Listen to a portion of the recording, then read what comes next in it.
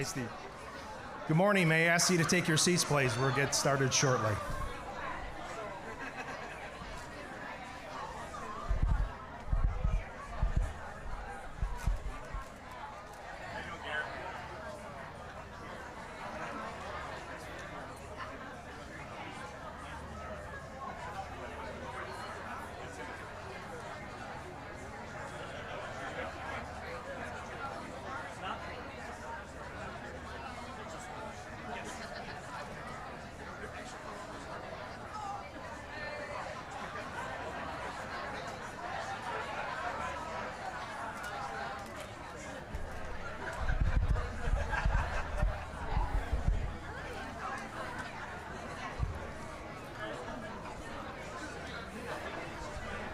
Can I ask you to take your seats, please?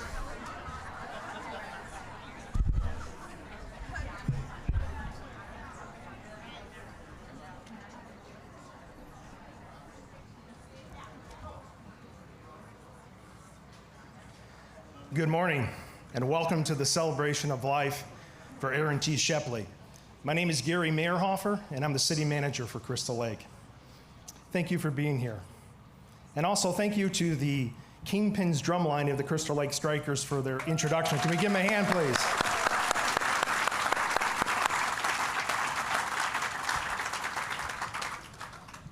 I know Aaron is with us today in our hearts and our minds, and I'm sure he is smiling as we remember him at one of his favorite places, the Three Oaks Recreation Area.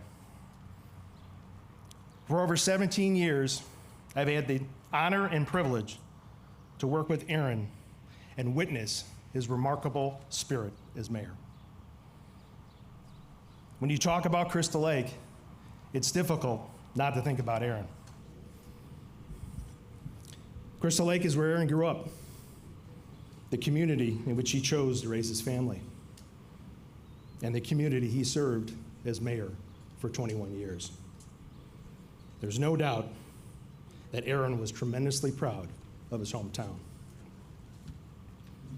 When Aaron talked about Crystal Lake to a new resident or a prospective developer, you could hear the pride and enthusiasm in his voice, which convinced everyone that Crystal Lake was the place to be.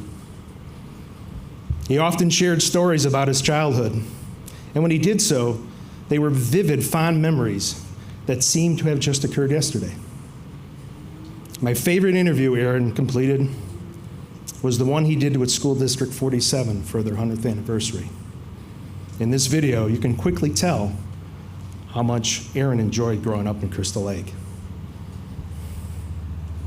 My family moved to Crystal Lake in 1972. It would have been the summer after my third grade year. So my first year at Central Elementary School, located in the same place that it's been located for all these years, was fourth grade. And my first teacher there was Mr. Rogers. He was a great teacher. I remember him being super tall and a really nice guy, a good artist at the time too. And I was really interested in art when I was in grade school. I really enjoyed that a lot. But I remember him. I remember that if you got in trouble in his class, you'd have to go sit behind the piano because there was a piano in his classroom. I don't remember too much trouble. I was a good. Did you sit behind the piano? I never had to sit behind the piano. I was very straight and narrow throughout my school years. But then after Mr. Rogers, my fifth grade teacher was Ms. Wright at the time. I had her, and then I think of all the teachers I had, my favorite was Mrs. Nichols, and she was my sixth grade teacher. And I just remember her being, one of the kindest teachers that you could ever have. And throughout my grade school time, and this continued well into high school, I was always one of the smaller kids. I was tiny. I remember lamenting that fact, and Mrs. Nichols would continuously reassure me that eventually I would get taller. because I was always worried that I didn't want to be short and the whole thing. And she continued to reassure me. She was just really a fantastic teacher. At the same time, during my Central Elementary School years, John Hussman was the principal. And Mr. Hussman, he was a firm but fair guy, and the kids really liked him a lot. And I actually grew up in the neighborhood of Central Elementary School. I was literally 3 houses down from Central. And it's kind of a cool story because I'm now about a block from Central Elementary School right now. So I literally live within 2 blocks of where I grew up. And so being from the neighborhood, we spent a lot of time on the playground during the summer over at Central School, and we spent a lot of time in the library because those were the things that you could do. And when we would hang out on the playground at Central School, it was like I want to say a gang, but it wasn't a gang in the sense we now know gangs, but it was literally a gang of kids from the neighborhood, and we would play ball against the wall because the building was not configured anything like it's configured now. And in fact, they had the coolest old gym in that building, Central School. They had a gym that was part of the original construction of the school, and you may know that school was originally a high school, and then it became a grade school when they built the Crystal Lake Central High School a little bit down the road. But the gym was classic old school, like something you'd see on Hoosiers or whatever, where they had a balcony going all the way around the gym. And but yeah, no, the building was fantastic. But Hussman would be at the school a lot during the summer, and so he'd see a gang of like 5 or 6 of us playing wiffle ball or just goofing off. They had in the garage there. They had a pop machine, and Mr. Hussman would call us in from time to time and say, "Hey, you guys want a pop?" And there'd be 6 of us, and we'd get a bottle of root beer from the pop machine because at that time that's all they had. They didn't have cans. I mean, everything was in a bottle. So just a lot of really fond memories of Central School. It was a great place. Mr. Hussman was great. All the teachers were fantastic. As part of being a 6th grader, the promise was that all the 6th grade classes took a trip to George Williams. Yes. And we went up to George Williams College. We stayed in cabins right on Lake Geneva. So the whole idea was you go there, it's just like going to camp, yeah. But and I'm sure our parents had to pay a little bit of something for that, but it was hiking and it was outdoor education and you were right there by the lake and it was everybody looked forward to it, and it was like a rite of passage. Yeah. And that was all D47. I mean that was their program, their plan, and it was fantastic. So like was the case with Central School, Mr. Hussman was the principal when I was there. Same thing at North Junior High. Mr. Bernotis was the principal when I was there. Mr. Bernotis was the principal, Mr. Fetzner was the vice principal, and there's another side connection too, because for most of my time in D47, Bob Blazier was the superintendent of schools. And by the way, Bob Blazier easily was the coolest superintendent of schools that we ever had. I mean, that man was just cool because the kids loved him. And what was even more amazing is that we'd have like a concert, and I remember this vividly from junior high because one of my good friends was in the band at the time, and they had a jazz band concert in the gym at North Junior High, and Bob Blazier came in and played the drums, and he was really good, really good. So, probably one of the things I recall most vividly, he was just a really cool guy, very, very good to the kids. Kids loved him. Fantastic human being. Can't say enough about Bob. It was kind of funny because when my parents moved us to Crystal Lake, we only had one car in the family, and my dad needed it for work. So we moved to where we moved because you could walk anywhere you needed to go. And at the time, downtown Crystal Lake was a little bit different too, because there was a Jewel food store right in downtown Crystal Lake. Where the Starbucks is currently located, there was a Jewel. And so the family would go grocery shopping by my mom packing up the kids and walking to the Jewel with a wagon. And so we'd go to the wagon, she'd get the groceries, put it in the wagon, and we would walk home. So everything was close. So Hussman was perfect, or Central School at the time. It was perfect because it was a block and a half away. And if you're playing outside on the playground, you can hear your parents yelling from your house, which that's how they communicated with us. And so when we were playing at Central School, every kid in the neighborhood had a different way that they would get called.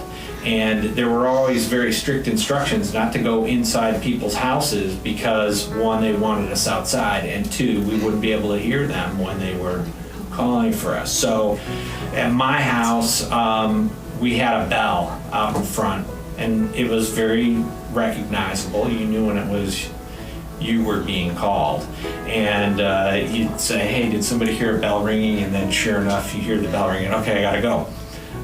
Yeah, my experiences there were fantastic. And then you fast forward, and they were equally fantastic experiences for our girls. They went K through 5 to Hussman, and then 6 through 8 to now Bernotis. And it was a great experience, and it got them to some pretty incredible places too. You would all agree that that video was classic Aaron. As the mayor, Aaron excelled on all fronts. He was a consensus builder, problem solver, and community promoter. His skill at navigating complex issues was impressive. There was no problem he could not solve, and he did so with relative ease. Aaron was an expert at running city council meetings, always finding a path forward, given his legal expertise.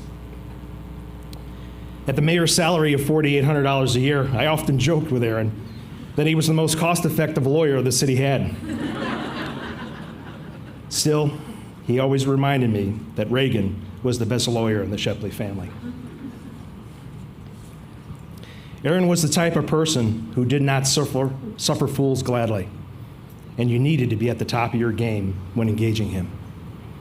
He'd often use one of his favorite movie quotes from Ricky Bobby of Talladega Nights: "If you're not first, you're last." He always wanted Crystal Lake to be the best, and he had a little patience for those who did not share this vision.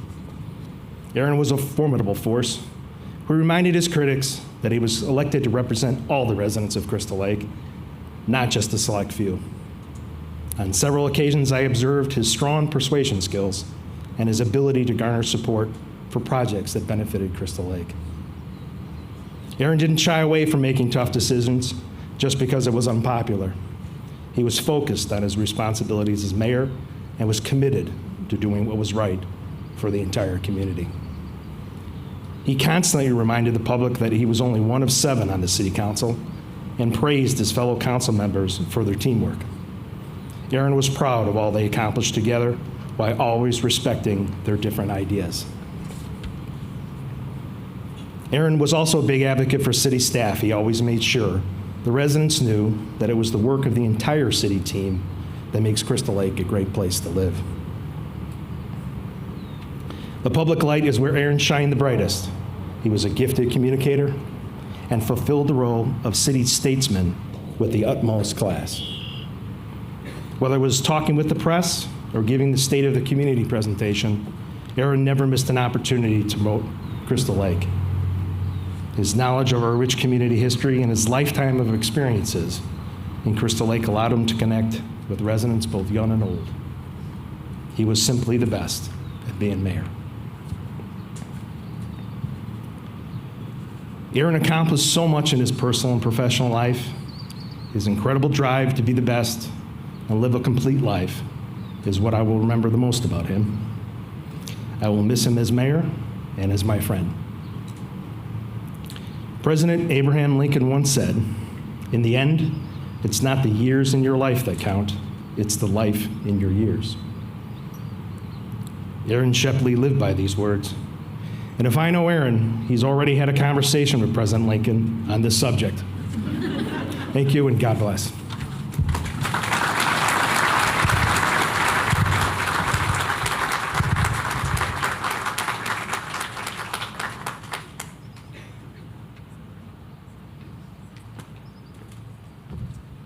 Got my prop.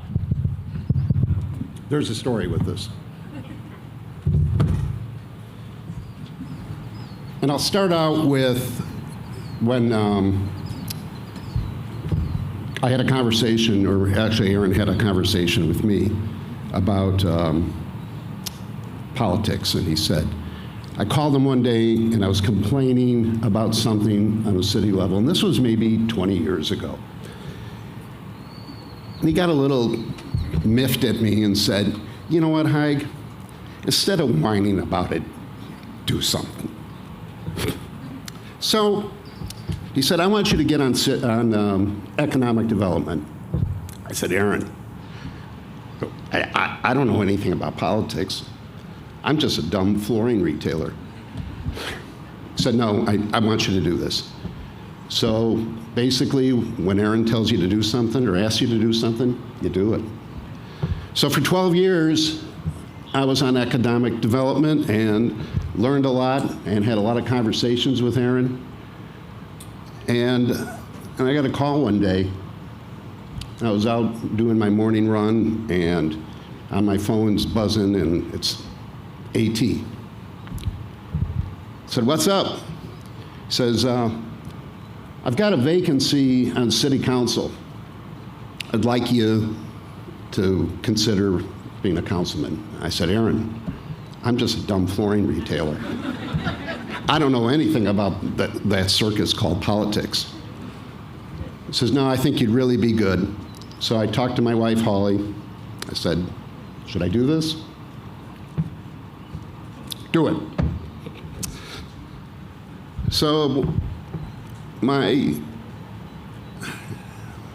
deal with Aaron was this: when you go, I go. And that changed. The meaning changed. So here I am. I'm the mayor. What?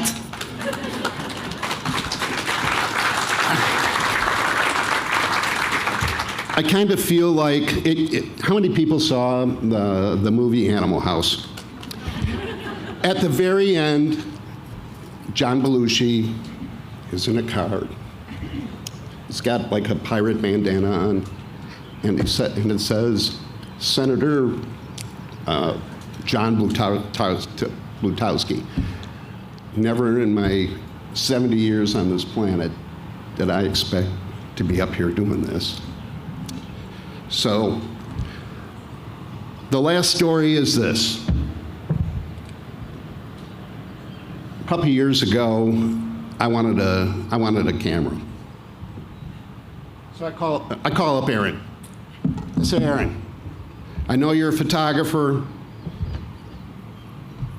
Can you teach me about cameras?" He says, "You know what? Reagan's going to be gone this weekend. She's in Seattle. Come on over, and we'll spend a couple hours." So I go over to the house, and he's got it all mapped out. You need this, and you need this, and you need this. I said, "Okay." And then he's taking me around the house, and he had built this room for all his developments. His pictures, his sports pictures. And he does these pictures, and he gives them away.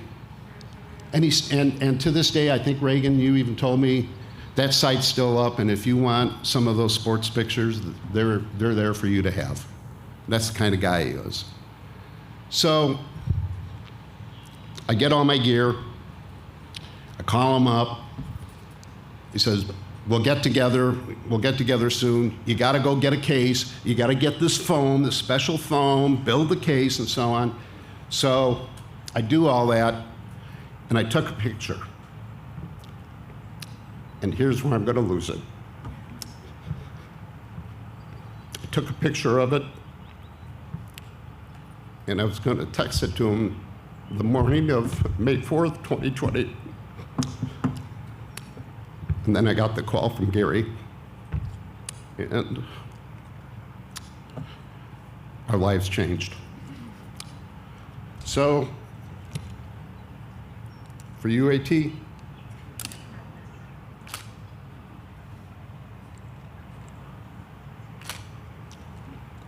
okay.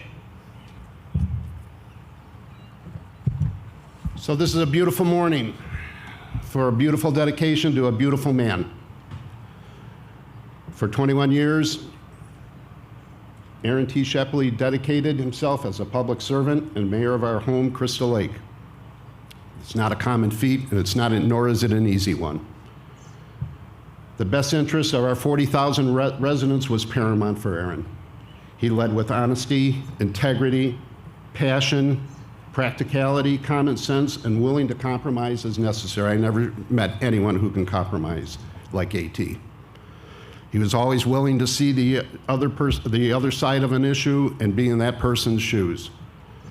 He had a heart as big as a whale, compassionate, coupled with a tremendous sense of humor. And for me, a great sense of humor is a sign of great intelligence. I doubt that there was anyone ever that met Aaron that doubted his intelligence. I know I didn't. And in many ways, he was and he always will be Crystal Lake Superman. If I would imagine if Aaron had a top 10, not actually a top 10, I made it a top 5 list, it would go something like this. Number 1 on that list, Reagan, Chase, and Madison. For numbers 2 through 5, revert back to number 1. Actually, I would add number 2 is his family that's here today, which he spoke of great pride and great passion. His hometown of Crystal Lake, his friends, and his profession of practicing law. Anything Aaron did, whether it was sports, cycling, work, woodworking, photography, family, but especially Reagan, Chase, and Madison, he did with great passion and always full throttle. For me, the mark of a great leader is the innate ability to assemble a great team, and within that team, motivate and innovate. Aaron did that just by assembling great department heads and a tremendous city manager.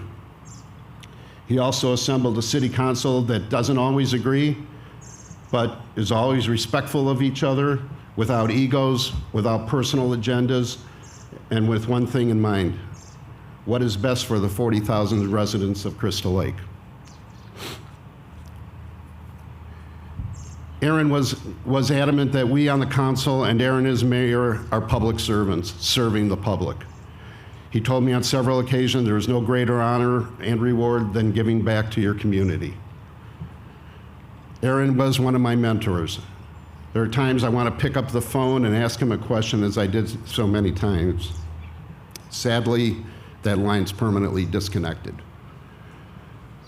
But I still ask him, what would Aaron do? I want to thank Reagan, Maddie, Chase for being so selfless and generous, letting the community share their husband, father, and best friend. To quote the lyrics of John Lennon and Paul McCartney, and in the end, the love you make is equal to the love you take. Now, you know what? I did that wrong. It's the love you take is equal to the love you make. Aaron, you love passionately, and were equally loved back. Godspeed, Aaron T. Shepley.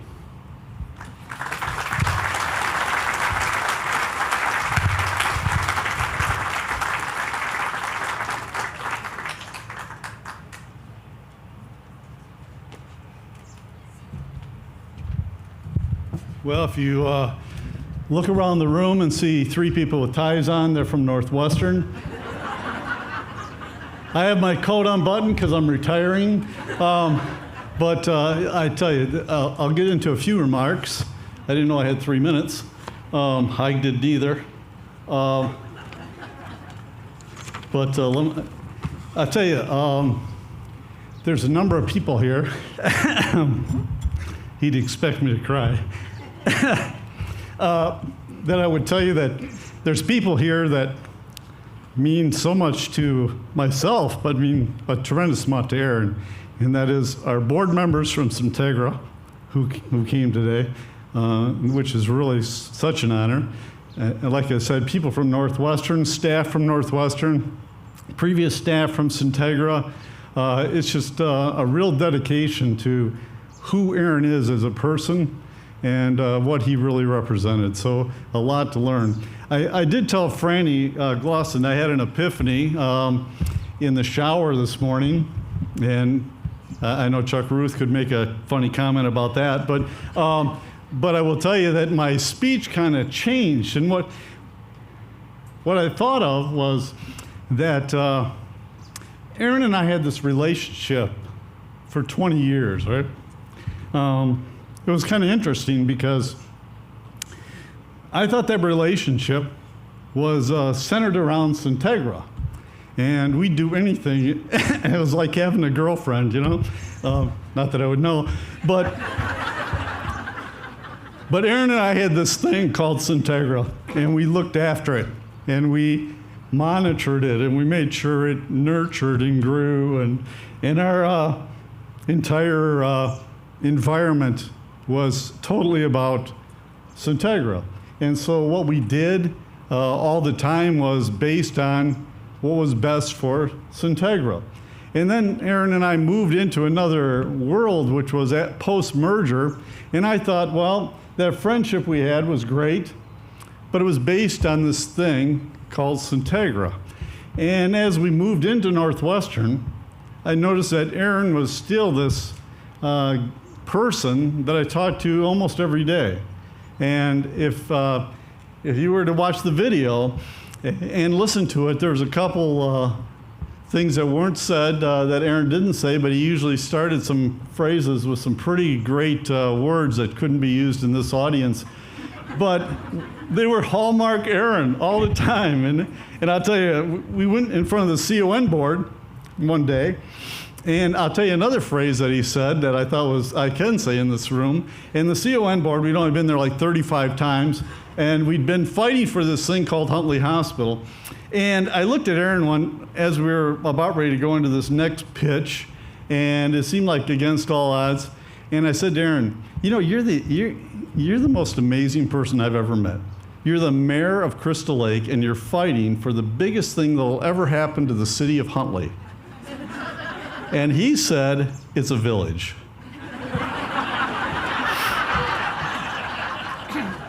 I said, well, touche, but he says, what's so cool about it, right? As only Aaron could take something that is like a potential negative, and he says, what's so cool about it is the people in Crystal Lake can use that facility. That's what's cool. And I'm like, God, how do you do this, right? How do you take things that are a negative and make them such a positive? And he could do that so fluently. And so I was always so proud of him. But what he did in this meeting was one of the board members had asked this question that didn't really make any sense, but that was like 8 out of 10 questions. But anyway, he asked this question, and Aaron said, look. And I'm like, because I would always tell Aaron, don't point at people and don't say look, because that's just not a good thing, right? And Aaron pointed and goes, hey, look. And I go, not. And I said, what he means to say. And Aaron goes, I know what I mean to say. And at the end of it, we got approved. Unbelievable. So Huntley Hospital, Aaron Shepley will always stay true to me in the fact that someone that is dedicated, prepared, and really focused on an end result usually gets there, and Aaron was that guy. And it was just a blast being with him. But I can tell you that just a short piece of this is that Aaron started in 2002, about a few months after I became CEO, and I was looking for somebody to run quality, and we went with a search company, and they brought us people from everywhere, and they didn't really meet the bill. And I had a conversation with Pam Altoff about, like, God, I just need somebody that can really understands risk and understands compliance and quality. And she goes, well, I have a guy for you, and it's Aaron Shepley. And I said, well, have him send me a resume. And then I get this resume, and he's a lawyer. He's never worked in a hospital. I call up Pam, I go, is this the same guy? Are we talking about the same person? And she goes, yeah, you got to try talk to him. And we clicked, because I think Aaron and I have the same way of processing things. And so we always like to get to an end result. We always like to know where we're going, and we have purpose, and we get that. So I hired Aaron, and then the next thing you know, Aaron's not in charge of quality. I moved him over, and he ran McHenry Hospital.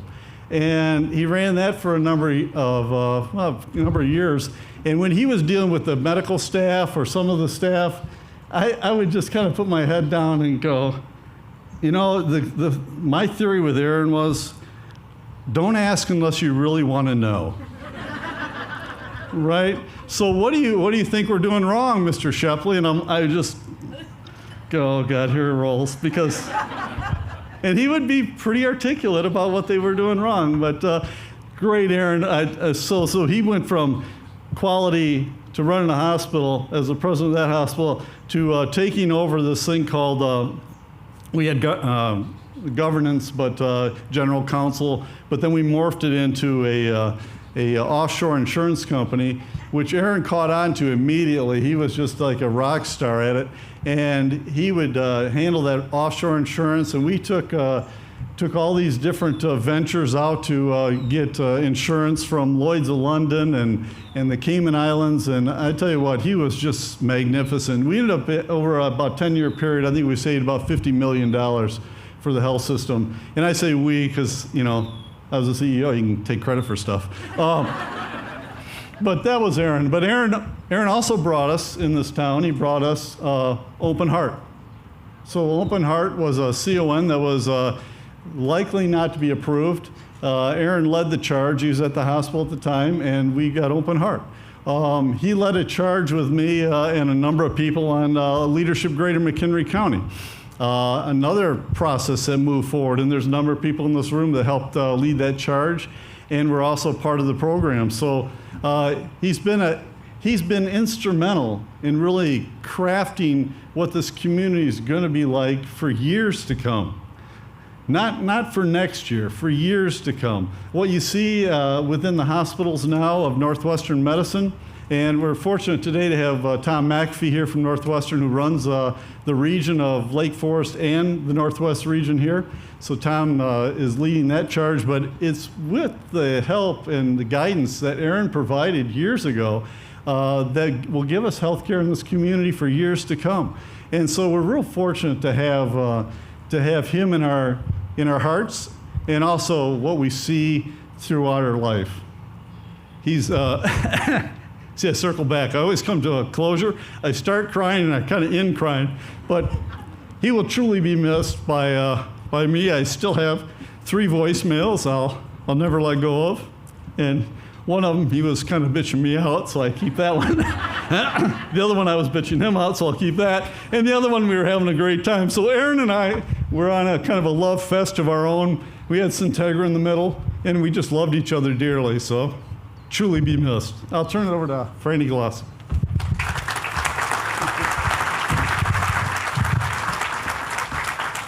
Thanks, Mike. Yeah. Hi, everybody. It's so great to be here and to look out and see so many people from so many different spheres. So thank you. Thank you for inviting me into this wonderful celebration of life. Aaron was a helper. Aaron was a builder and creator of communities of practice, broad, deep, wide, Crystal Lake, beyond Crystal Lake, and he was an inspirational leader. I met Aaron when Mike hired him in 2002. Aaron was a helper. One of the first stories that came to my mind right away was the summer of '02. The director of surgery called me to her office because I taught a class called Crucial Conversations, and she was in a situation that was challenging and wanted to use some of the tools to have this crucial conversation or crucial confrontation, or what we call brave exchanges now, courageous conversations, with a surgeon. Can you believe that, Dr. Nathan? It was with a surgeon. It might have been an anesthesiologist, but it was somebody down there. And I'm in her office, and I said, call Aaron, the new guy. She calls Aaron, and he picks up. Diane, you must not have been there. And he says, I'll come right down to the office. And he came right down to the office. And if I close my eyes, I can see Aaron in the doorway. And he helped us briefly, quickly, with that brilliant mind, a solution. And I thought, he's going to help us. I'm an old ICU nurse. We need helpers in our complex world. We need consultants, and he was the guy. And I thought, he's going to help us. And that will cascade to the frontline workers. So Aaron Shepley was a helper. Aaron Shepley was a builder of community. So he had all kinds of hot ideas. And one of them was that we would, Aaron and I, get certified in something called the implications wheel. And I know some of you out there remember Joel Barker, who coined the phrase paradigm shift. And we went to MCC first for an overview, and then we went to be nationally certified in Joel Barker's implication wheel. Remember that? We went to Virginia Beach, and I went early to see some relatives. I rented a car. He had a city council meeting, so he flew in later. So it was the morning we're going off to the conference, and I have the car. He took a shuttle over to the hotel. So we're driving. I'll never forget this. We're in Virginia Beach. You know, there's a lot of Navy and ships and things. We're in Virginia Beach. I've never driven in Geneva Beach. He's sitting there, and he goes, you know, at home, I do the driving. It's Aaron Shepley, it's Aaron Shepley. So we did, and we got certified. It's a wonderful model because, like Mike, Aaron loved models, exquisite, elegant models to bring back to our hospitals, to our community, to our county, to help us with conversations, problem solving. And he and I did, maybe with some of you, some strategic planning type of things using the implications wheel. Aaron was a helper. Aaron was a builder, a creator of communities of practice. He also was very good at convincing you to run for public office. So Aaron encouraged me and Mike to run for MCC. What I don't know if you ever realized, I thought I was getting on the foundation board of McHenry County College, but it was the big board. And so Aaron said, don't worry about it, don't worry about it. Come to the house and I'll teach you some things. So on a cold Friday night, that's when I first, I think, met Reagan, I went to their house, I sat at their dining room table, I'll never forget this. He said, it's not like you're Lisa Madigan. Just have the best signs and make sure that your sign, and he pulled out his signs, he goes somewhere and pulls his sign up. He said, make sure when cars drive by at night that your light illuminates, you can see your sign, that your name, and I did, I had exquisite signs because of Aaron Shepley. Won the election. I see some of my fellow past board members are in a group today. Wonderful experience. And I would never have done it without Aaron and without his coaching. Aaron was a builder. Aaron was a creator. Aaron was an inspirational leader. So my last story is about what's dear to many of you in your hearts, and Mike. And again, Aaron, Leadership Greater McHenry County. Aaron, Steve, Pam, Dave Hubbard, others, I'm sorry if I forgot who you were, went off to a Midwest leadership program, and they wrote a white paper called MIC Leadership, which is somewhere in my attic, and I can't find it because I looked this week. And they had this vision of starting a leadership community program. And this is before Mike entered McHenry County. Then Mike came, and Mike started talking during his interview about Leadership Greater Syracuse, Leadership Greater Syracuse. So fast forward to a recruitment breakfast, Marcy, at the country club, and Aaron was the speaker, and I closed my eyes and I can see him again. And he said, the stars were aligned. We had Mick leadership vision. Mike had Leadership Greater McHenry County, Leadership Greater Syracuse and McHenry County, and he was a founding member. Helped write the curriculum also, and he invented Government Day, and he wrote his own case studies, and he got energized with all of it in Government Day. I don't know how he did it. I don't think he actually was of this world, because he did so much, so much.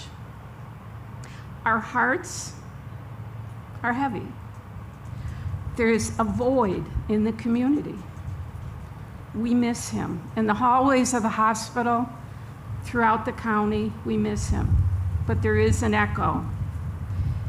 Those who live no more in our physical sphere echo still within our thoughts and words, and what they did while with us. It's part of who we become.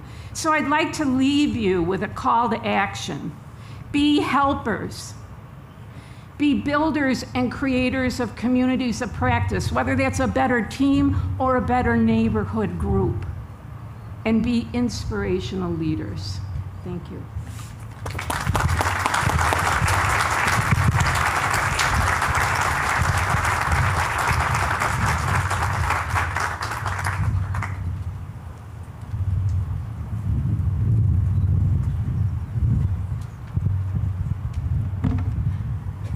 Good morning. I'm Rocky Donahue, and I'm honored to pay tribute to Aaron today. I worked with Aaron for over 2 decades at PACE, where he represented McHenry County on our board of directors.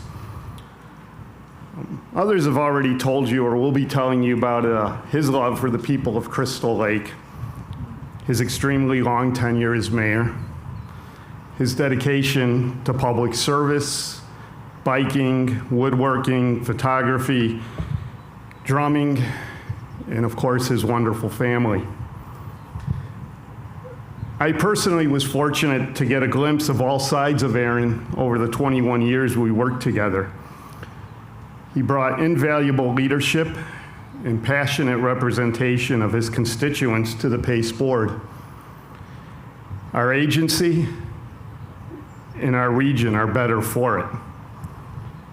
Aaron was the ideal board member. He was engaged, he was inquisitive, he was fair, and he always focused on the people he served. He fought for parity in services for McHenry County and always pushed myself and our agency to innovate, to find new ways to serve a population that is quite honestly more rural and less densely developed than the rest of our region. When Aaron came to the PACE board in the late 1990s, McHenry County was a donor county. And by that I mean the county provided more funding, quite honestly, your sales tax, than they received back in service. Aaron was committed to changing that. And by 2011, and every year since then, McHenry County receives a level of PACE service equivalent to the amount of sales tax they contribute. Most recently, Aaron helped lead us through the outbreak of COVID-19. Every conversation I had with him, he always said it's about the safety of our riders and the safety of our workers. I appreciate the conversations we had during that time, and quite honestly, during the preceding 20+ years we worked together. To me personally, though, Aaron was much more than a PACE director. Or quite honestly, he was much more than just one of my bosses. He was a colleague. He was a mentor, a confidant, a peer, a shoulder I could lean on, a kindred spirit. But mostly, he was my friend. As I reflected for my remarks today, I can tell you definitively that Aaron was strong, but not rude. Aaron was kind, but not weak. Aaron was bold, but not a bully. Aaron was thoughtful, but not lazy. Aaron was humble, but he was not timid. Aaron was proud, but he was not arrogant. Aaron at times did try his best at humor, but I can tell you it was not without folly. And Aaron was very passionate about everything he gave himself to. But mostly, Aaron loved his family.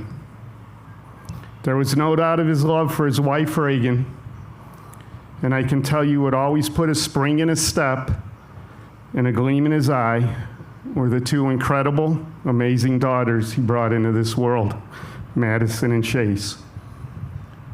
Aaron's love, his spirit, his life are here today and every day through Reagan, Madison, and Chase. I have a resolution I'd like to present to Reagan on behalf of the Pace Board of Directors. Thanks again for allowing me this opportunity. Have a great day.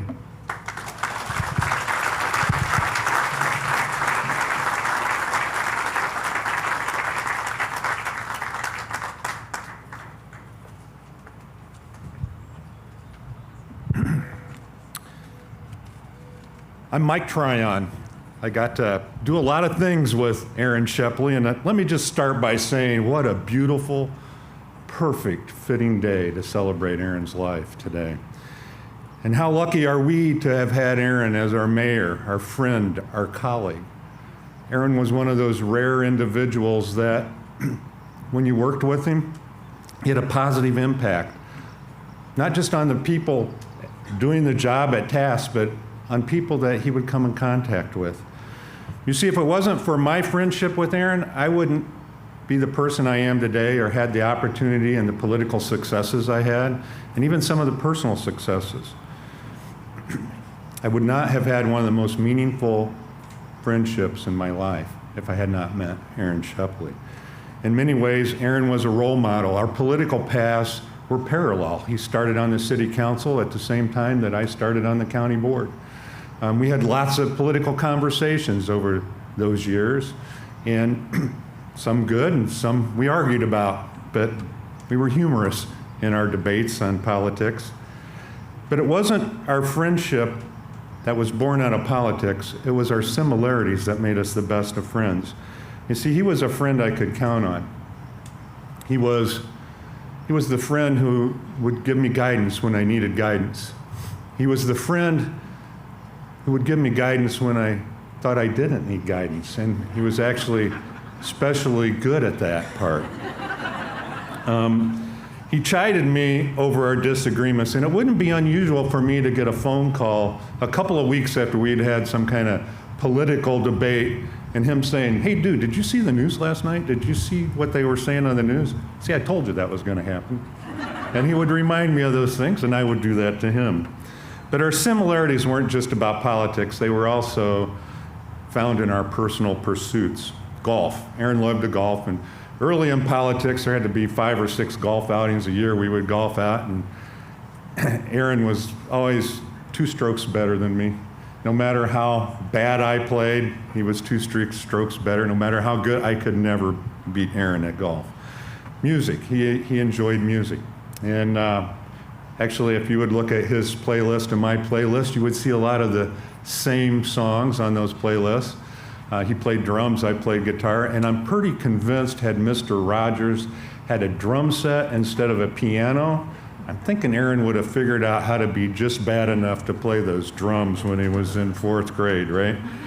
Dining out. We enjoyed taking our wives out to dinner. That was probably one of the things we liked to do the most, and cook with our wives. And we'd have many dinners. We were frequent flyers at the Shepley dinner table, I can tell you that.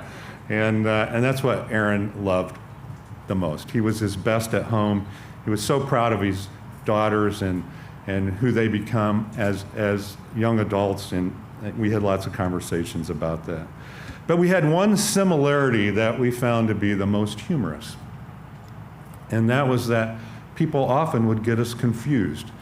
You know, Aaron could be at an event someplace and somebody might come up to him and say, hey, you know, I want to ask you, how are things in Springfield? And Aaron would say, oh, that's not me, that's Mike Tryon. I happened to be at Jewel one time, and a woman came up to me and said she had an issue she needed to talk to me about. She got about 1 or 2 minutes into that issue, and I realized she thought it was Aaron, right? So I had to break the news to her that, you know, that's a city issue, and you know, you want to talk to Aaron, and I'm not Aaron, I'm Mike Tryon, I'm your state rep. And she got this like blank look on her face, you know, like, who? So, you know, we chuckled about that. And it was because of those events that we referred to each other as our brother from another mother. And I took every chance I could when I got to introduce Aaron at a political event or a public function to introduce him as my much older brother from another mother. And he had a few more gray hairs at an earlier time than I started getting gray, so we played that up pretty good. But it was Aaron as mayor that was amazing to watch. He didn't lead by being cautious about what could be done by the city of Crystal Lake. I like to say he didn't shy away from troubled waters. He's looked for troubled waters, problems to solve, and that he was a master at. And I can tell you when he started running for city council, actually when he started running for mayor, there was this group in town, and growth was the biggest issue. If you were to peel back the newspapers to that day, people were arguing about how fast Crystal Lake was growing. And we had this group called Target, Taxpayers Against Ridiculous Growth and Exorbitant Taxation, some group like that. And I went to one of these debates and I saw Aaron answer their question, and he did it skillfully and masterfully. And he said, I grew up in this city, and it's not growth that we need to be concerned about. It's about growing without preserving the character of our community and the quality of our life. And you know, by the time he was done, he had a lot of friends in that room. And that's just the way he worked. He led the council by developing consensus, by asking them what they thought, by having them participate in these decisions. That's what a real leader does, and he did that. And he led the city to several land use plans that protected the quality of our life and the character of our community. And we have a better community today because of Aaron Shepley.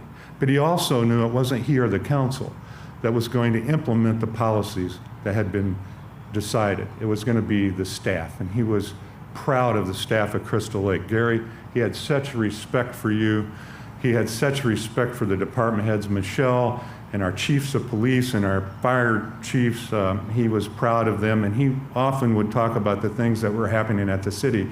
And he was the type of leader that believed it was the staff that made he and the council look good, not the other way around. If you look at what was accomplished during his time period and when he became mayor, I think the newest building when he came to mayor on Route 14 was Home Depot. Look at all the sales tax that was brought into the city of Crystal Lake under the time of his leadership and the things that he did. A new metro station. It was amazing to watch him work on these community projects. But there was no project that he worked on for the city of Crystal Lake that I think was greater than the one that we're standing here right now enjoying, Three Oaks Recreational Center. This was a shuttered gravel pit that the city acquired. And they thought it could be developed, and then it would probably have had some retail and some housing on it. But because of the soils, it couldn't be developed. And I had many conversations with Aaron about what was going to happen. And he threw out a price tag and some of the things that had to happen. Shoreline stabilization, I'm thinking, oh man, I don't know how this is going to happen. And it happened because he put his mind to it, and he made it happen. He navigated those troubled waters and he got it done. And he gave to the future of Crystal Lake for generations to come a fabulous facility for us to enjoy, for our children to enjoy, and for our grandchildren to enjoy.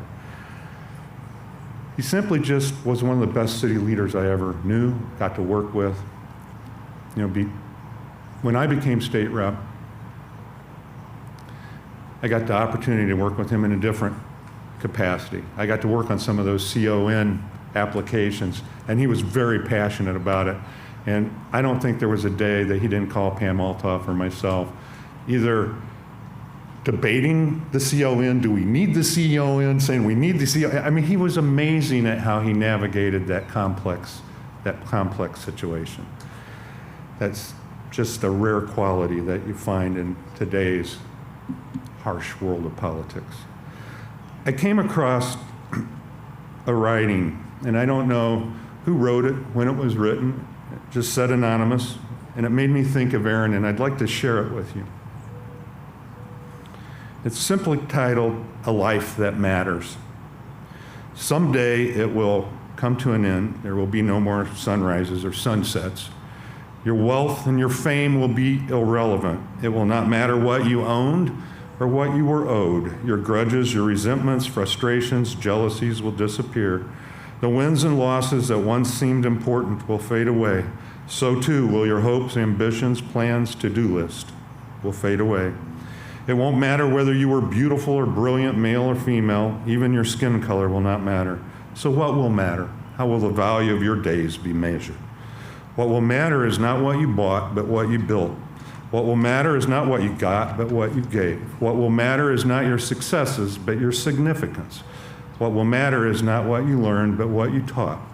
What will matter is every act of integrity, compassion, courage, or sacrifice that enriched, empowered, or encouraged others.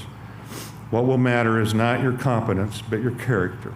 What will matter is how many people, not how many people you knew, but how many people will feel a lasting loss when you're gone.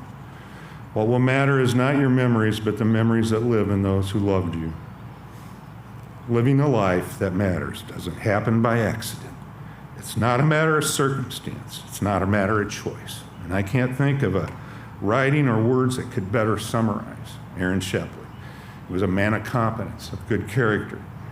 And because of his integrity, compassion, and courage and sacrifice, he not only impacted the lives of those who knew him, but the lives of an entire city.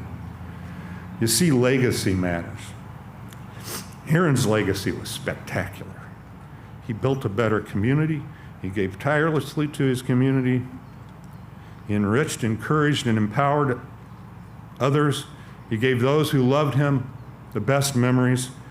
He created an everlasting legacy through hard work and integrity.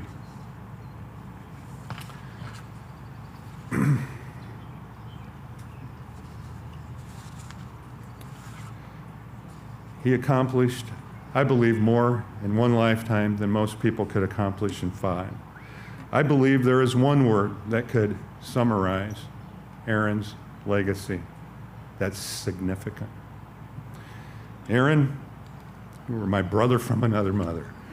And I never said thank you enough for the times that we spent in Indian princesses with our families and our daughters, and spending time with our wives. I need to thank you for nearly a 30-year path on a true and wonderful friendship.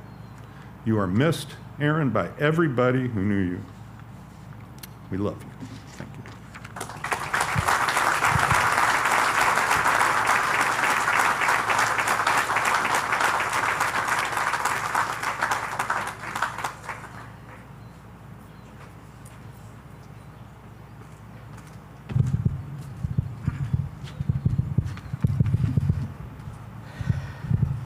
Good morning.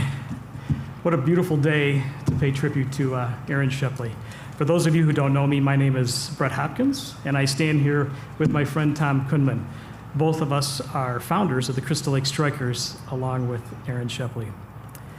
I want to start out with a bit of a story, something that I really didn't realize would have any significance until recently, and especially now as I'm standing here in front of all of you. I recently received, during Christmas, a 1,000-piece jigsaw puzzle from my company. You know, as I'm saying that out loud, I'm really kind of questioning why my company gave me a 1,000-piece jigsaw puzzle. Maybe I should work for Northwestern. But in any event, the puzzle had all the components that could drive you absolutely crazy. It had these big swaths of blue and, flower arrangements. It drove our whole family nuts. And on top of that, this was all during the height of the pandemic. So I recently came across that puzzle on our dining room table, and I realized that Aaron's life was very much like that puzzle. Each of us here today holds a special piece of his life, and if we were to put all those puzzle pieces together, we might have a clearer picture of Aaron Shepley. I'm not too sure if that's even possible, but Tom and I are here to share at least our pieces of that puzzle with you today. I want you to remember 3 words as a theme as we share our story with Aaron Shepley. Impact, an acronym, NDTPOTS, and mentor. I first met Aaron Shepley in middle school during cross country, and I didn't realize it at that time, but it actually turned into a lifelong friendship. I was pretty social during my middle school years. My teacher would attest that I like to talk a lot. Especially during class and during cross country, I thought that seemed like a good opportunity to talk even more with my friends. I was not really particularly fast, so my coaches thought distance would be a good fit for me, especially the 440 and the mile. I was just an okay distance runner, but there was one kid in particular that I became very acquainted with his backside. Sometimes twice in the same race as he lapped me. And that kid was Aaron Shepley. A few years later, I attended the same high school, and as you're aware, he became a fierce competitor in distance running. He was also super competitive and super successful in his college years in the sport. After college, Aaron and I settled down in Crystal Lake with our families, and we would bump into each other quite frequently on the train, and we would share stories of those early years and our high school shenanigans. And my wife would attest that those shenanigans were probably more on my part. So this is the point in the story where impact is introduced and how one man's life can influence the trajectory of mine and many people in particular. And I think you'll see a lot of correlations between how the impact of Aaron was for myself and a lot of other people here today. 10 years after graduation, when I was just starting a family, I heard a knock on my door one Saturday morning, and upon opening the door, I heard that all too familiar, "Hey, Brett," accompanied by that boyish grin explaining that he was running for mayor. And he wanted to know if I could put a sign in his yard. After accepting and catching up for a minute, Aaron and I concluded that he would be in touch. A year later, another knock on the door and another, "Hey, Brett," asking if I would like to participate in being on the Planning and Zoning Commission. This led to City Council, a position I held with Aaron for roughly 13 years, and shortly after my appointment, another, "Hey, Brett," followed by, "I've got an idea." And it led to a 13-year program that has impacted the lives of over 300 students in McHenry County. And with that, I'm going to turn it over to Tom Kunman, who will explain more about that journey. Thank you, Brett. So thanks, I'm Tom Kunman. I had the benefit of meeting Aaron for the first time with Brett when Aaron had one of his great ideas. So we met downtown Crystal Lake, one of his favorite spots, and it turned out he wanted to take one of his hobbies, new hobbies, drumming, and figure out how he could apply that to bringing music back to Crystal Lake parades. You know, he really was a big fan of the 4th of July parade, and the high school bands weren't really playing as much, and he needed music, and I think as I'm hearing today, he always had ideas, always putting things together. So apparently, we met and we agreed, hey, let's do this. I learned later that Drumline was apparently one of his favorite movies, and maybe that kind of put the idea in his head. But in any case, we met in the basement, and we started collaborating, which he was great at. We picked the bowling theme. We thought that'd be fun and clever. We got the teal bowling shirts. We came up with the whole theme, and we decided, let's move forward. And we had to come up with a name. And of course, with the bowling theme came the Strikers, a nice little, it sounds like bowling. Often when we walk around with our jackets, people think we're a bowling team, and we have to explain, no, we're a drum line. We added drum line to our jackets about 4 years later, I think, so we had to stop explaining that.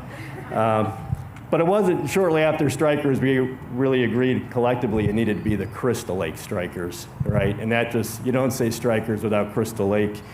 And for us, it's more than just a drum line. It's about the passion of being a part of this town and serving the community, as Brett alluded to. So we got together, we borrowed drums. We realized those were not very good looking. We got some zebra print stripes to put on it. We got busy in Aaron's workshop. We said we needed some cases to move the drums, and we learned a little bit about his passion there, and I quickly figured out that we caught him right in that transition from one hobby to the next. That was the woodworking to drumming transition that worked out perfectly for us.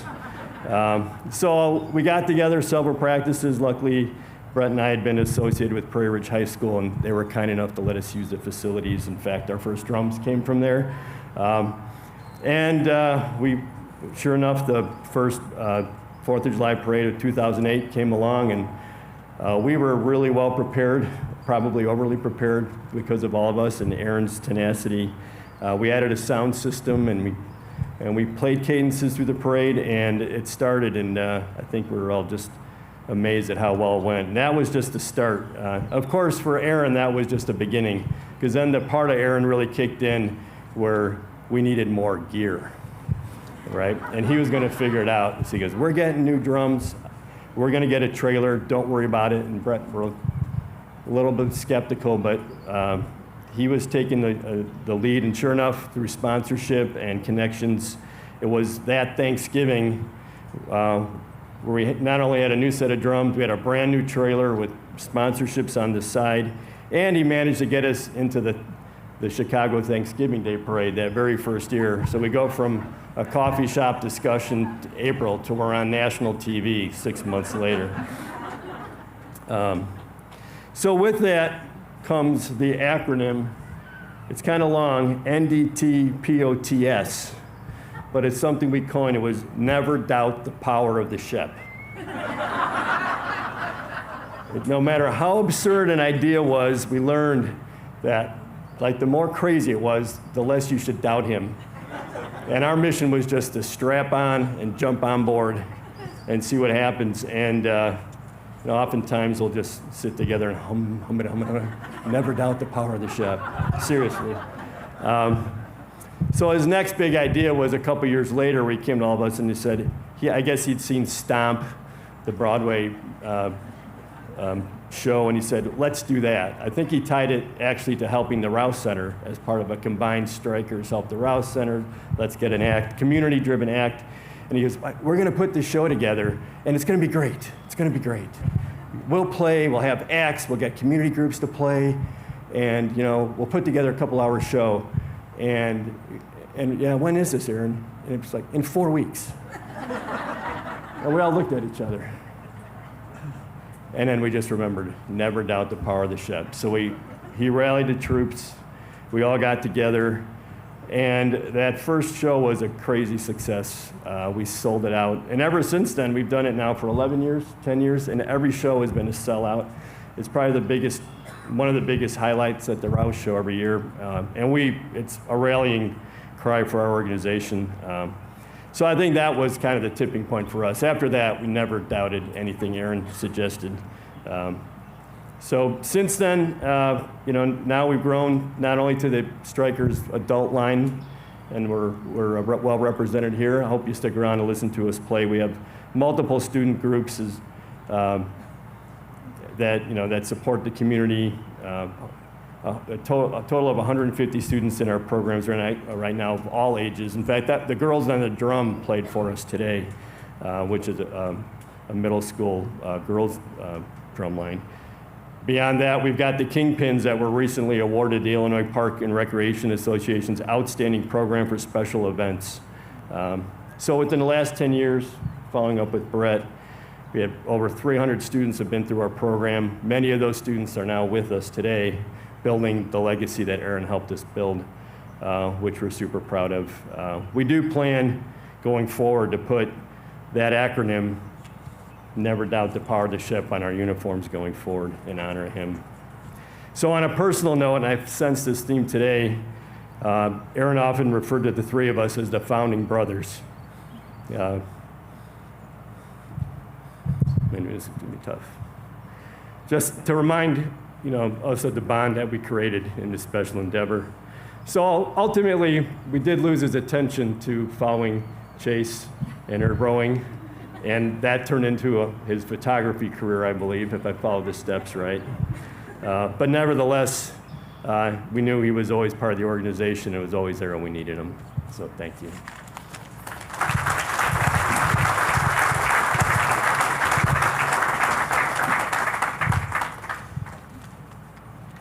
Public servant, athlete, photographer, woodworking, percussionist, and lifelong friend. These are all the pieces that kind of make up the complex puzzle of Aaron Shepley. In closing, I would like to add one more puzzle piece, and that is mentor.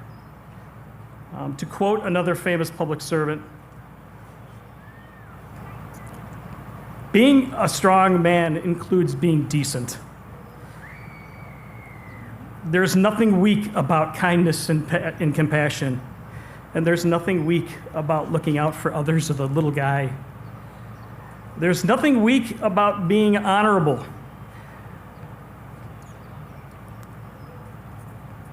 And you are not a sucker to have integrity and to treat others with respect. That is what I learned from Aaron Shepley. And it falls on all of us to follow that example he set so that we can impact other people's lives like he's impacted mine. That's how we will honor him. Thank you.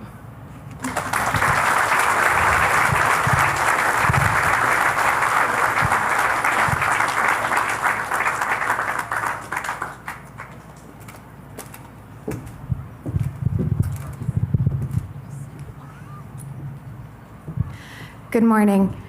It's so comforting to look out in the audience and see so many familiar faces. And it is equally comforting to see faces of those I don't know as well, because it just speaks to the impact that my dad had on so many people and on the community.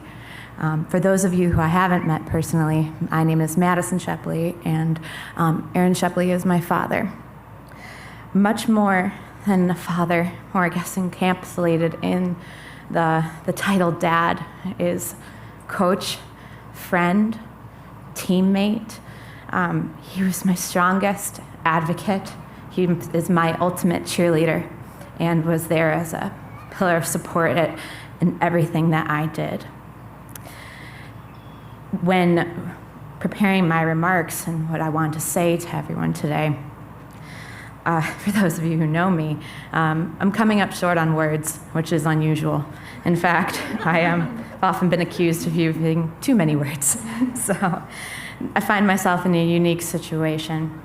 But what ultimately comes to my mind when trying to speak about my dad is actually all of you and all of the different places that you are coming from and all of the different organizations that he was able to touch. To you, he was also a coach. He's also a friend. He's a striker. He's a brother from another mother. He is a founding brother of the Strikers. He's your mayor. He is a community leader. This all actually makes me think of one of his favorite movies. And we've talked a lot about his movies and his love of movies today, which I really can't. The man loved movies, and we would rewatch movies over and over again, much to the dismay of my mom, who just, after the first time, that was really quite enough. You can only watch Home Alone so many times during Christmas and still laugh at the same jokes as if they were the first time you watched the movie. And the same can be said about Talladega Nights. I'm sure everyone knows this is another favorite of his.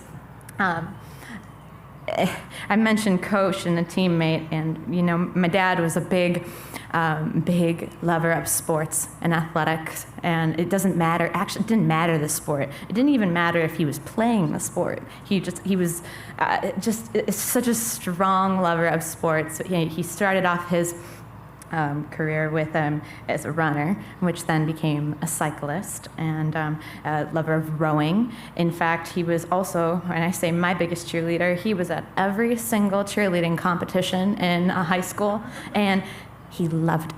It was great, and I'm proud to say I won the debate of whether or not it was a sport, and he conceded. So I'm getting back to this about his favorite movies. One of his favorite movies is the movie Miracle. That, if those of you haven't seen it, many of you probably saw the story live. It was about the United States of America Olympic team in the 1980s. And spoiler alert, they win. But there's a scene in there, a very poignant scene in the movie that memorializes bringing a team together, because this coach, Herb Brooks, brings 26 young men together from different places. And at the beginning of coaching this team, tell us about yourself. Where are you from? Who do you play for? And you'd get the players say their name and where they're from and the university that they played for. Now, after many months of grueling training, at the end, you've got an introduction. He says, "Who do you play for?" And it's the United States of America. And it's a big turning point, because you come together as a team. And it makes me think of everyone here, because we're coming from so many different groups, whether you're his family, his friends, the Strikers, the city of Crystal Lake, Northwestern, Swanson, Martin, and Bell. We're all coming from different places, but today, who do you play for? And today we're all members of the same team. And Dad, as an athlete, taught me, and as a coach, taught me the power of teamwork and the power of being in a team, and how a team is really an extension of family, and that connection that you have with your team, it never ends, even if the sport ends, even if his many hobby ends.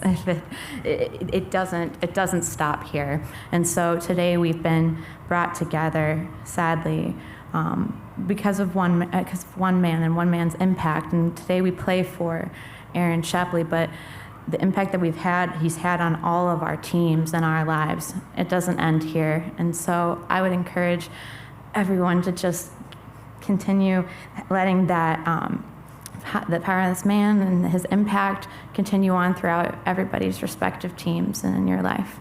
And thank you.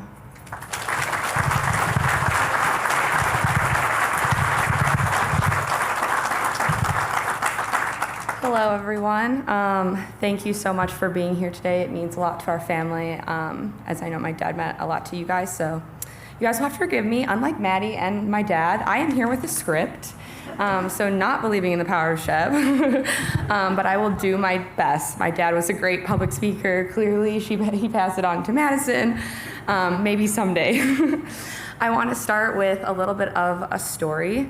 As maybe some of you guys know, and I was called out several times, I was a rower. I have an identity separate from that, I promise, but I was a rower, and I was fortunate enough to get to race internationally, and that was a really awesome experience for me. And it was something that me and my dad really bonded over, was this love of sport. And there was a moment after my first summer of doing that, which was a really hard summer for a lot of different reasons. A lot of personal growth for me, which at times, as many of you might know, can be really painful. And I didn't really think much of it at the time, but as people mentioned, my dad was getting into sports photography, and he was getting really good at it. And he had a really great photo that I really liked from one of the races, and I wanted to give it to him as a print. And so I found a quote I liked, I printed it out. And he was picking me up from the airport that summer, and I had this great big print, and I actually presented it to him in a Walgreens, so really meaningful. But there was a Nietzsche quote on it that said, "To live is to suffer, and to survive is to find meaning in the suffering." And that is why we are here today. We are finding meaning in our collective suffering and in our collective loss, because my father was a great person. He was a great person to our family, to our community, to his colleagues, and he touched the hearts of a lot of people. So today we have been finding the meaning in the suffering, as so many of the lovely things we've heard so far. So I want to talk a little bit about what my dad meant to me.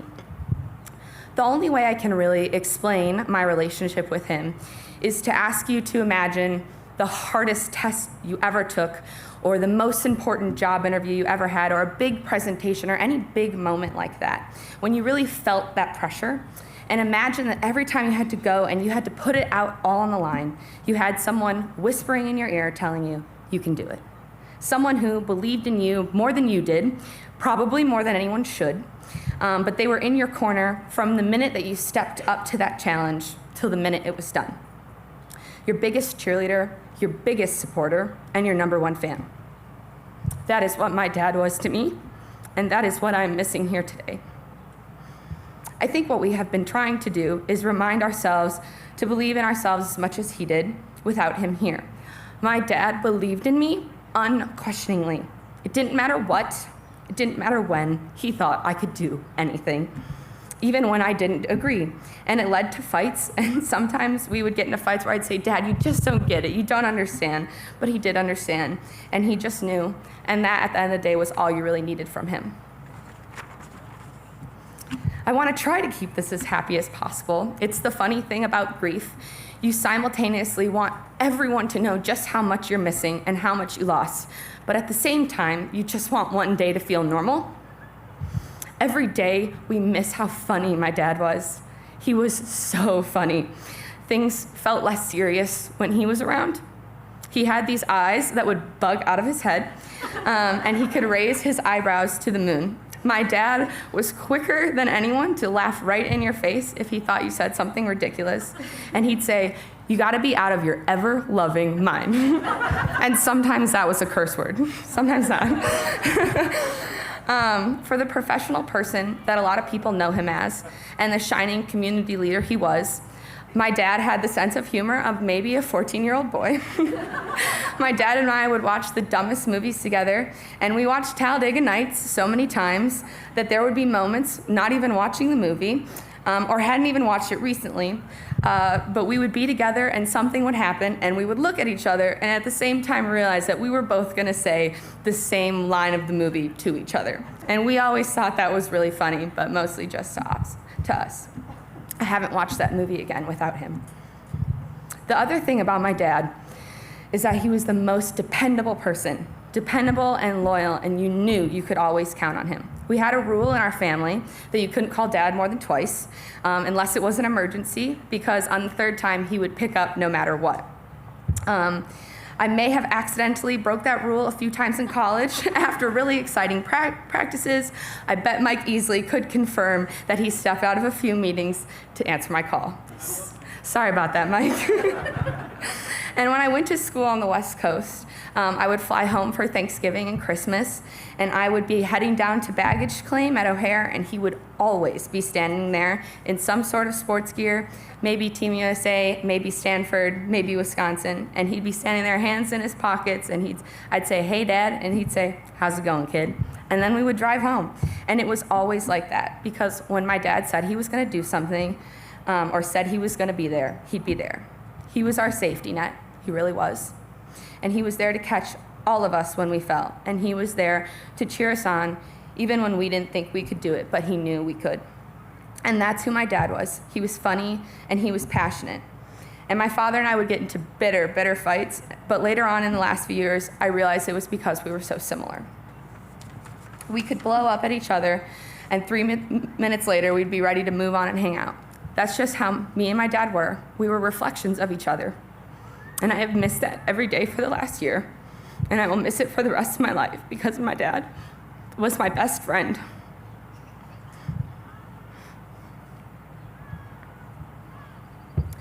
Much like my dad's many accomplishments and talents, our loss is seemingly never ending. My father meant the world to me, and our family orbited around his light like the sun. We find ourselves cast into a new universe, missing the warmth of his light and his presence. Today, we share what we remember of that warmth with you all, and you all have shared it with us as we receive it with others who similarly find themselves in the dark. I know the light will shine for us again. It must. We will carry his humor, his love, and his light with us as we move forward. We will never recover from the loss of my father, Aaron Shepley, not after a year and not after 10, but we stand here ready to rebuild with memories of him and the gift of his wisdom, which will never be lost. Thank you.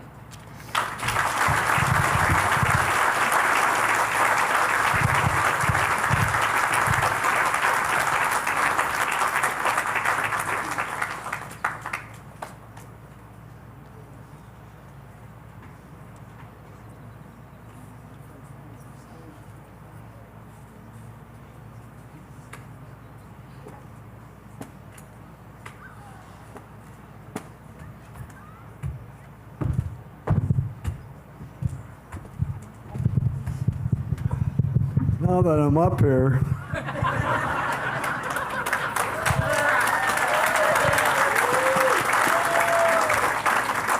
this is my Moses staff. But I tried it on 3 Oaks, it doesn't work. My name's Bob Blazier. I have the privilege of being up here with Steve, a graduate of the school district. And like Aaron, I kept both their permanent records as superintendent. So he's been real good to me. And so was Aaron. I had something up here, but they hid it. We look for a rubber. Well, You want to wing it? Or you want to look for there, it? There it is. there it is, I'll hold it back. backwards. Okay. Aaron did a lot of things that I appreciated. I ran the Crystal Lake Chamber for 17 years, and during that time, he was active. But I first saw him in action when a contractor decided they wanted to extend Walkup Avenue to Route 14. He lived on Walkup Avenue. He was an attorney in Chicago at the time, so I didn't have a lot of contact with him. But they had a neighborhood meeting at Hussman in the auditorium, and I went as the chamber president to see what was going on. He was fantastic because people were upset. They could visualize, because the schools were already there with lots of traffic, that you put that route all the way through, you're going to have more. He did a great job of keeping the people with the pitchforks and torches in line, and did a good job of explaining to them what they would have to do, and they did it. They really convinced the city that that would not be a good move from the viewpoint. That was my first experience with him. Attending council meetings was interesting because I had attended a lot of council meetings, the school administrator, then in healthcare, and then with the chamber, because he had such a smooth way of approaching things. Great leadership. It was fascinating to watch him deal with the naysayers, because, you know, when people go to city council meetings, a lot of them are upset about things that are happening.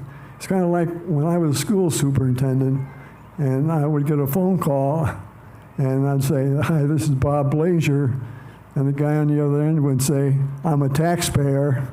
I knew they weren't calling me and tell me what a great job I was doing as superintendent. And the same thing, Aaron had a great technique. When I retired from the chamber, he told me to come to a council meeting. He had something for me. Now, I've always got a plaque or, you know, whereas type of thing. So when I got there, he told me, number one, Bob, you can't name a street after you, so we're going to give you something to hang in your garage. So they gave me this sign, and that's where it's on. It's in my garage. But you know what? Every day I think of him when I pull out of the garage or when I go in at night, and I think of what a great guy he was, but had come up with something very unique. But because he said, Bob, this is never going to be on a map of the city of Crystal Lake, but this is for you, keep in your garage. So that's the kind of guy he was. He was easy to love.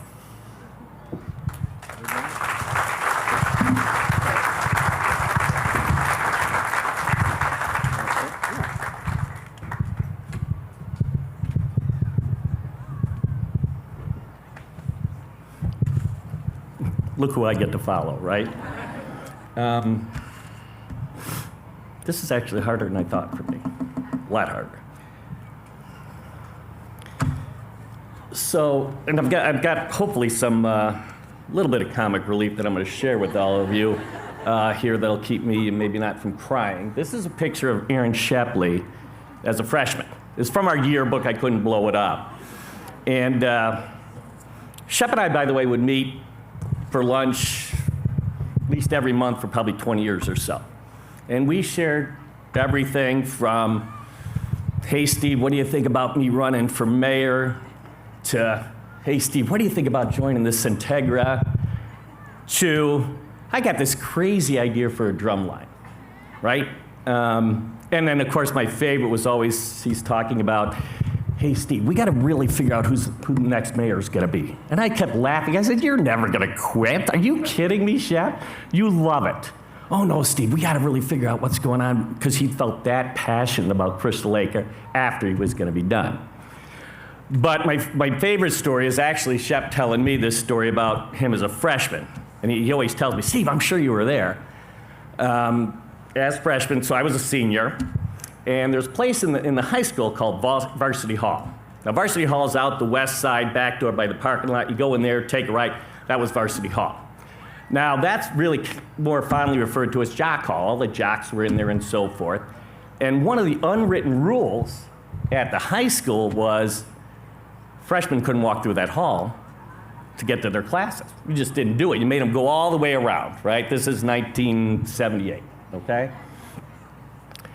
So sure enough, early on, Shep's telling the story. You know, Steve, yep, right away, first day, I didn't know where my class was, but I knew it was through that hall.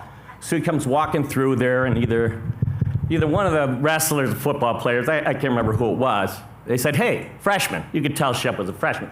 By the way, he was 5'3" or 5'4". He tells that story. And he says, the guy says, where are you going? He says, well, I'm going to my class. It's right down that hall, I think. He says, you're not walking through here. What do you mean I'm not walking through here? And this is Aaron telling me. He says, you're a freshman, you walk all the way around. I'm not going to do that. And he starts walking forward. Now, in Varsity Hall, you had the bigger lockers. They were big. And inside the locker, there was a big hook for your coat and so forth. So sure enough, he's trying to walk through there.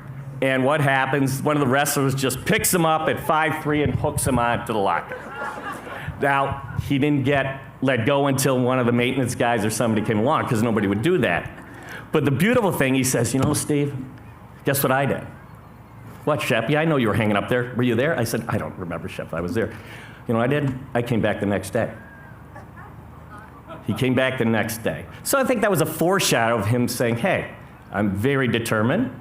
I'm not going to let anybody do this to me, even if I'm only 5'3". And I will tell you, probably after the first time, they probably left him alone because he had the gumption to come through there. So that was really Shep. As I said, we talked about a lot through the years. And I will say, everything from our kids growing up, you know, to Crystal Lake, and what a great job he did with Crystal Lake. You know, I mean, it's such a passion for it, as did I growing up here. But he was really something, and you know, Crystal Lake is one of the best communities in the entire country. You know, Shep had a lot to do with it. I know some of the staff that's here and the council people that also did that, but it is, and I am so proud of what's become of Crystal Lake as well. But I will say, and I think all of you said this,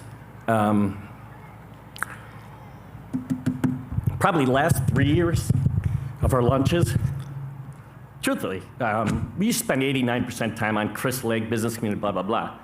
Last 3 or 4 years, it was all about you girls. All about you girls.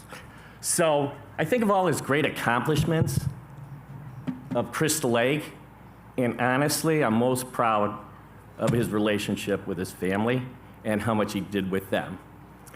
And my final comment is, you know, it's so true. It's so true that you don't know how much you really love somebody or would miss them until they're gone. And besides family, but just people out in the community. And I've had 2. And honestly, my first was a guy named Jim Altoff, and my second is Aaron Shepley. So Shep, I'm gonna miss ya, and someday I'm gonna be back together with you, and we're gonna have some lunches again. So thank you. One last thing, I'm sorry. Foundation. The girls, Reagan, have started a foundation, atshepleyfoundation.org. Okay, I think there's some material out at the back, correct? It's going to provide financial assistance to area students that have the same passions similar to Aaron, right? Photography and biking and so forth. So I encourage all of you to stop back there or go to the website and look at it, okay? Thank you.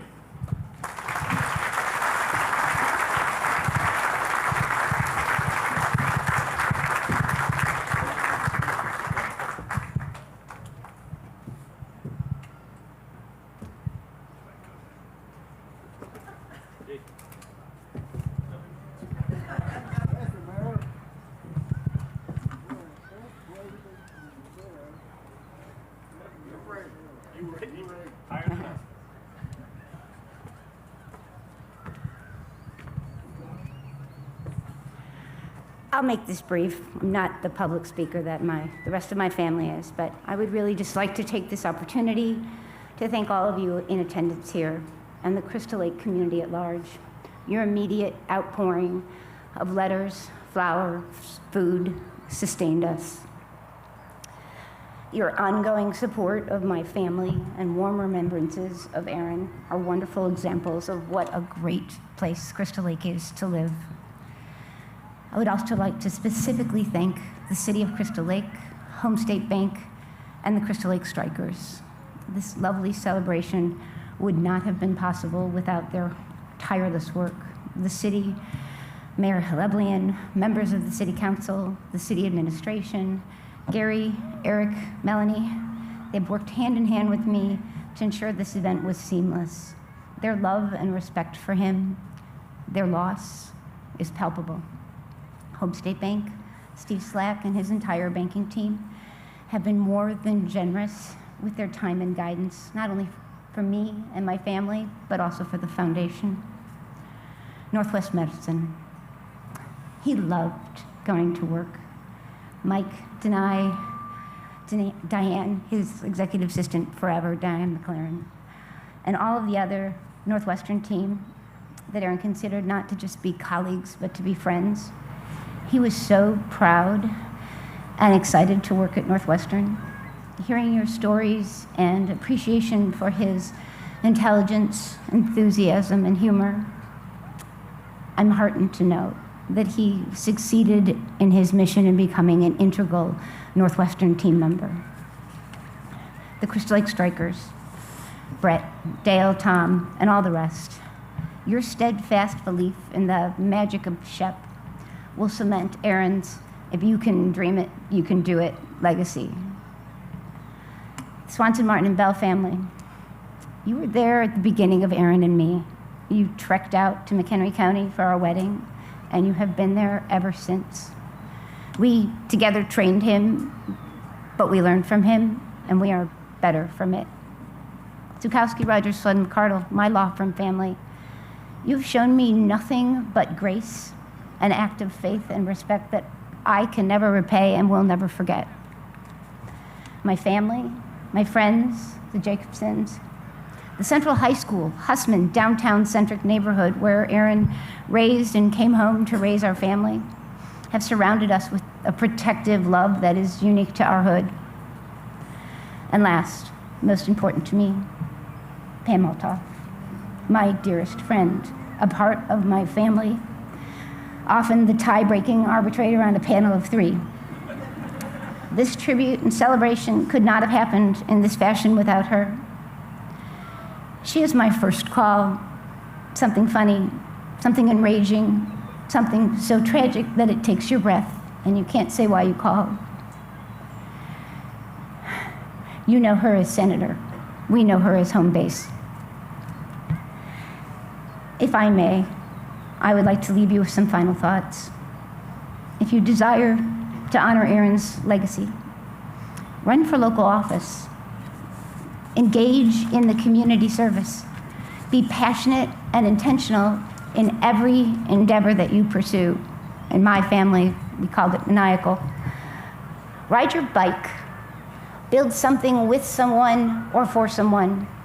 Capture as many moments of pure humanity as you can. The thrill of winning, the ache of defeat, the simple satisfaction of knowing you did everything you could. And in our house, we called leaving it on the water. It's in those moments that you'll see the best of yourself and what we all can be. I was blessed to have made and shared a life with Erin. Our lives were fuller because of his commitment to this community. He was, if anything, fully engaged in the moment that he was living.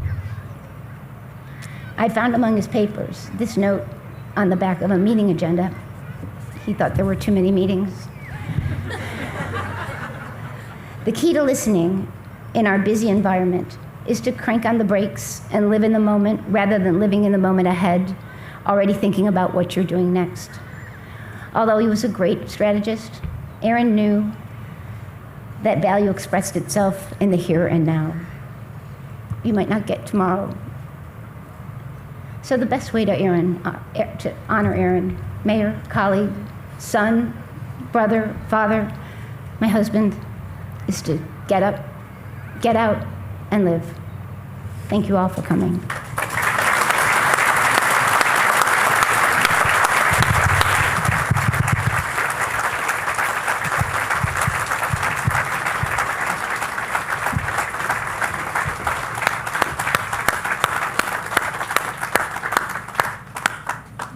Well, I want to thank everyone for coming today. I want to thank the city's department heads, Gary, everybody on staff that put this together. This was a Herculean effort. And without all of you, Tammy, couldn't have done it. Really couldn't have done it.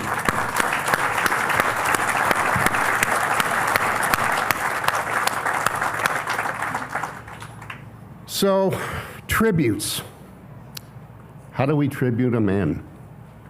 A great guy, a great leader. It's been decided to change the name of the Crystal Lake Municipal Building to the Aaron T. Shepley City Hall. So,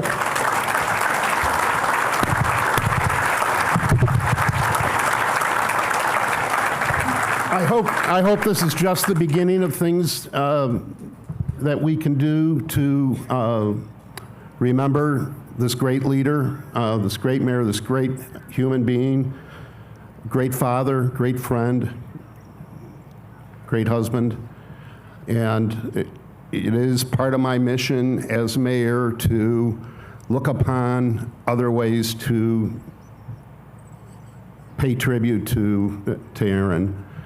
So this is just the start, and I'm really proud that we all agreed on council and staff to rename the building appropriately. I miss you, Aaron. We all do. So with that, thank you all for coming and participating in this. It was very important and cathartic for a lot of us to do this today. So thank you, and have a good day.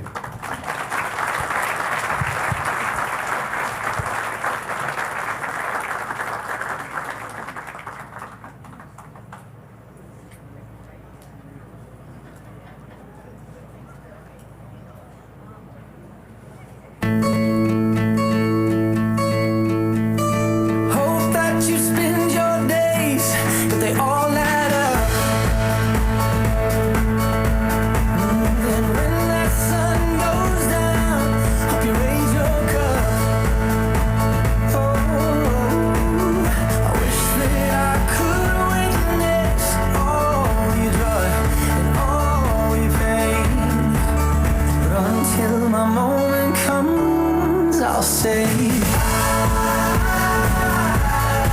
I did it all.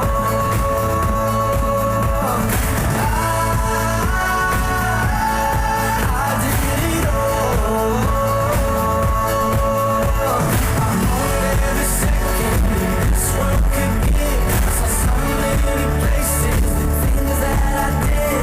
With every broken bone, I swear I lived.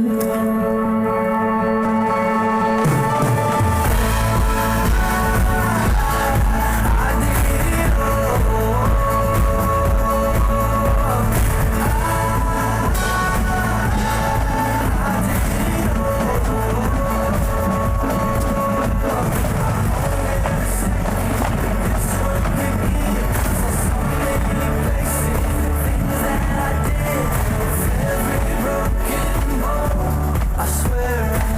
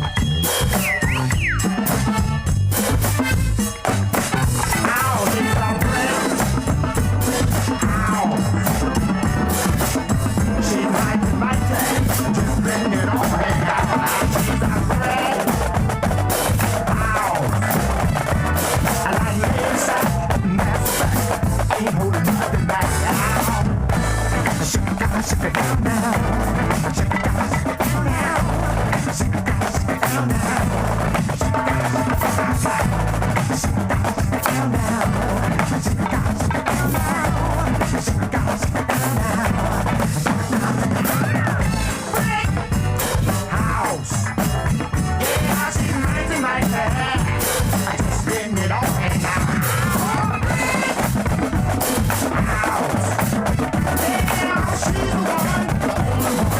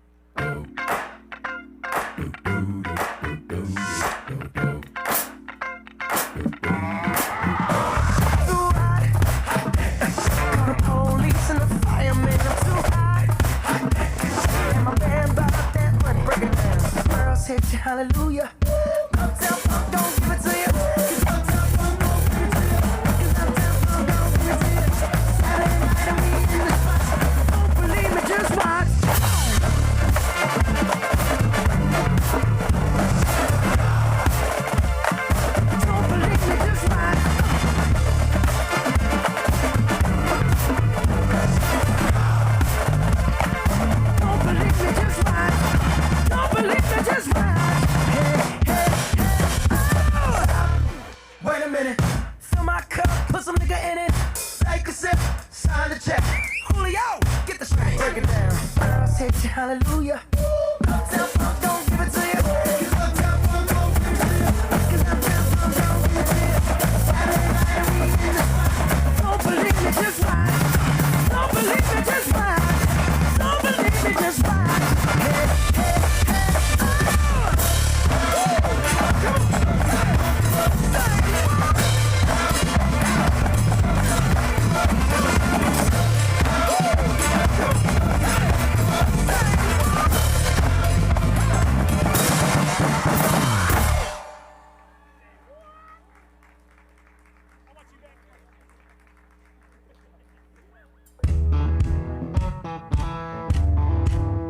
Hey girl. Oh now. You know you got everybody looking. Got a little boom in my big truck. Gonna open up the doors and turn it up. Gonna stand on the tailgate. Girl, I can't wait to watch you do your thing. Shake it for the young bucks sitting in the honky tonks. For the rednecks rocking till the break of dawn. With the DJ singing that country song. Come on, come on, come on. Shake it for the birds, shake it for the bees. Shake it for the catfish swimming down deep in the creek. For the crickets and the critters and the squirrels. Shake it to the moon, shake it for me, girl. Oh, country girl, shake it for me, girl. Shake it for me, girl. Shake it for me. Country girl, shake it for me, girl. Shake it for me, girl. Shake it for me. Yeah, yeah, yeah. Shake it for the ladies. Like a dandelion in the wind on the hill underneath the pines. Yeah, me. Like the river flows, feel the kick drum down deep in your toe. Shake it for the young bucks sitting in the honky tonks. For the rednecks rocking till the break of dawn. For the DJ spinning that country song. Come on, come on, come on. Shake it for the birds, shake it for the bees. Shake it for the catfish swimming down deep in the creek. For the crickets and the critters and the squirrels. Shake it to the moon, shake it for me, girl. Oh, country girl, shake it for me, girl. Shake it for me, girl. Shake it for me.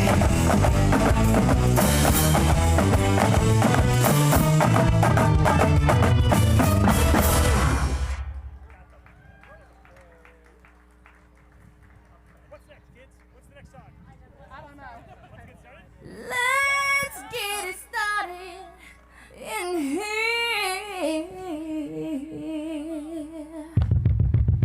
And the bass keeps running. In this context, there's no disrespect, so when I bust my rhyme, we got 5 minutes for us to disconnect from all intellect and let the rhythm affect. Lose the intuition, follow your intuition. We do that, feelings will do that. With the belief how we rhyme shit. Everybody, everybody, let's get into it. Get stoned, get started, get started, get started. Let's get it started. Let's get it started. Yeah, let's get it started. Let's get it started. Yeah, yeah. Come on.